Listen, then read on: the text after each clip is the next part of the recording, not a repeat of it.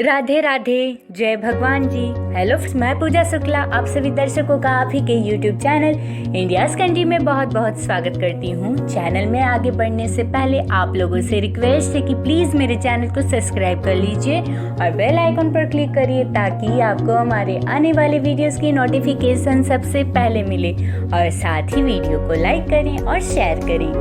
पृथ्वीराज चौहान और संयोगिता की प्रेम कहानी। दिल्ली की राजगद्दी पर बैठने वाले अंतिम हिंदू शासक और भारत के महान वीर योद्धाओं में शुमार पृथ्वीराज चौहान का नाम कौन नहीं जानता। एक ऐसा वीर योद्धा जिसने अपने बचपन में ही शेर का जबड़ा फाड़ डाला था और जिसने अपनी दोनों आंखों को खो देने के बावजूद भी शब्द भेदी बाण से भरी सभा में मोहम्मद गौरी को मृत्यु का रास्ता दिखा दिया था।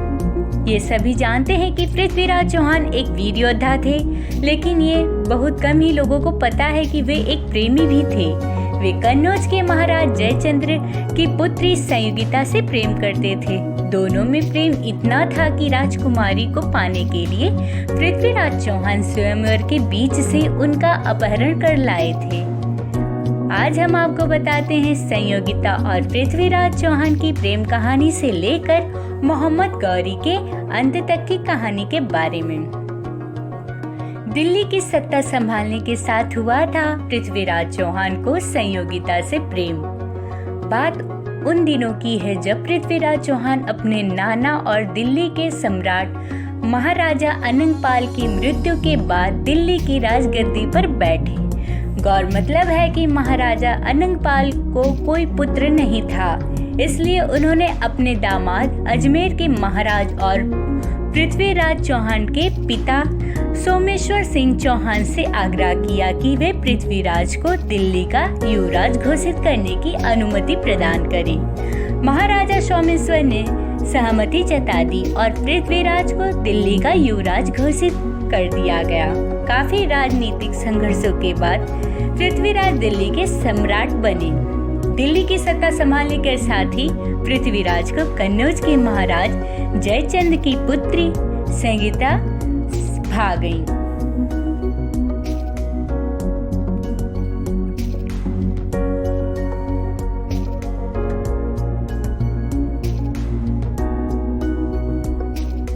उस समय कन्नौज में महाराज जयचंद्र का राज था। उनकी एक खूबसूरत राजकुमारी थी जिनका नाम संयोगिता था। जयचंद्र पृथ्वीराज की यश वृद्धि से ईर्ष्या का भाव रखते थे।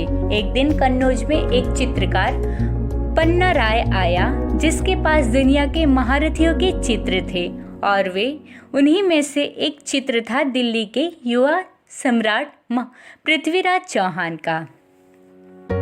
जब कन्नौज की लड़कियों ने पृथ्वीराज को चित्र को देखा तो देखते ही रह गई। सभी युवतियां उनकी सुंदरता का बखान करने लगी। पृथ्वीराज की तारीफ की ये बातें संयोगिता के कानों तक पहुंची और वे भी पृथ्वीराज के उस चित्र को देखने के लिए ललायित हो उठी। पृथ्वीराज के मन में राजकुमारी की मूर्ति देख प्रेम उमड़ पड़ा।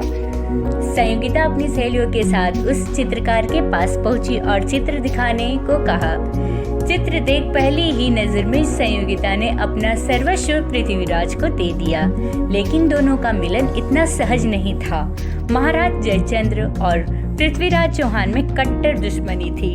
इधर चित्रकार ने दिल्ली पहुंचकर पृथ्वीराज से भेंट की और राजकुमारी संयोगिता का एक चित्र बनाकर उन्हें दिखाया, जिसे देखकर पृथ्वीराज के मन में भी संयोगिता के लिए प्रेम उमड़ पड़ा। उन्हीं दिनों महाराज जयचंद्र ने संयोगिता के लिए एक स्वयंवर का आयोजन किया। इसमें विभिन्न राज्यों के राजकुमार और महाराजाओं को आमंत्रित किया गया, लेकिन ईर्ष्यावश पृथ्वीराज को इस स्वयंवर के लिए आमंत्रण नहीं भेजा गया। राजकुमारी ने वरमाला मूर्ति को पहनाई और वास्तव में पृथ्वीराज के गले में पड़ी। राजकुमारी के पिता ने चौहान का अपमान करने के उद्देश्य से स्वयंवर में उनकी एक मूर्ति को द्वारपाल की जगह खड़ा कर दिया। राजकुमारी संयोगिता जब वरमाला के लिए सभा में आई तो उन्हें अपने पसंद का वर कहीं नजर नहीं आया। इसी समय उनकी नजर द्वारपाल की जगह रखी पृथ्वीराज की मूर्ति पर पड़ी और उन्होंने आगे बढ़कर वरमाला उस मूर्ति के गले में डाल दी। वास्तव में जिस समय राजकुमारी ने मूर्ति वरमाला डालना चाहा, ठीक उसी समय पृथ्वीराज स्वयं आकर खड़े हो गए और माला उनके गले में पड़ गई। संगीता द्वारा पृथ्वीराज के गले में वरमाला डालते देख पिता जयचंद्र आग बबूला हो उठे।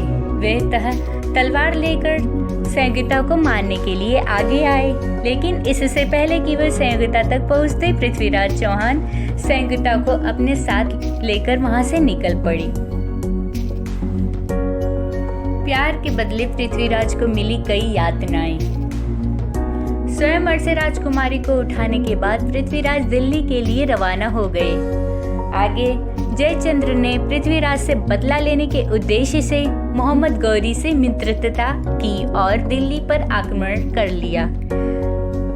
पृथ्वीराज ने मोहम्मद गौरी को 16 बार परास्त किया, लेकिन पृथ्वीराज चौहान ने हार नहीं मानी।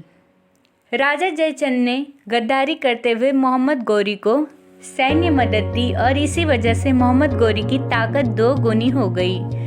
17वीं बार के युद्ध में पृथ्वीराज चौहान मोहम्मद गौरी से द्वारा पराजित होने पर पृथ्वीराज चौहान को मोहम्मद गौरी के सैनिकों द्वारा उन्हें बंदी बना लिया गया और उनकी आंखों को गर्म सलाखों से जला दिया गया। इसके साथ अलग अलग तरह की यातनाएं भी दी गईं। शब्द भेदी बाण से गौरी को उतारा मौत के घाट। गौरी ने पृथ्वीराज को मारने का फैसला किया। तभी महाकवि चंद्रबरदाई ने मोहम्मद गौरी तक पृथ्वीराज को एक कला के बारे में बताया। चंद्रबरदाई जो कि एक कवि और खास दोस्त थे पृथ्वीराज चौहान का, उन्होंने बताया कि चौहान को शब्द भेदी बाण से छोड़ने की कला में महारत हासिल है। यह बात सुन मोहम्मद गौरी ने रोमांचित होकर इस कला के प्रदर्शन का आदेश दिया। प्रदर्शन के दौरान गौरी के शाबाश आरंभ करो लफ्ज के उद्देश्य के साथ ही भरी महफिल में चंद्रबरदाई ने एक दोहे द्वारा पृथ्वीराज को मोहम्मद गौरी के बैठने के स्थान का संकेत दिया, जो इस प्रकार है। 4 बांस 24 गज, अंगुल अष्ट प्रमाण, ता ऊपर सुल्तान है, मत चूके चौहान। तभी अचूक शब्दभेदी बाण से पृथ्वीराज ने गौरी को मार गिराया। साथ ही दुश्मनों को हाथों मरने से बचने के लिए चंद्रबरदाई और पृथ्वीराज ने एक दूसरे का वध कर लिया था। जब संयोगिता को इस बात की जानकारी मिली तो वह एक वीरांगना की भांति सती हो गई। इतिहास के स्वर्ण अक्षरों में आज भी यह प्रेम कहानी अमर है।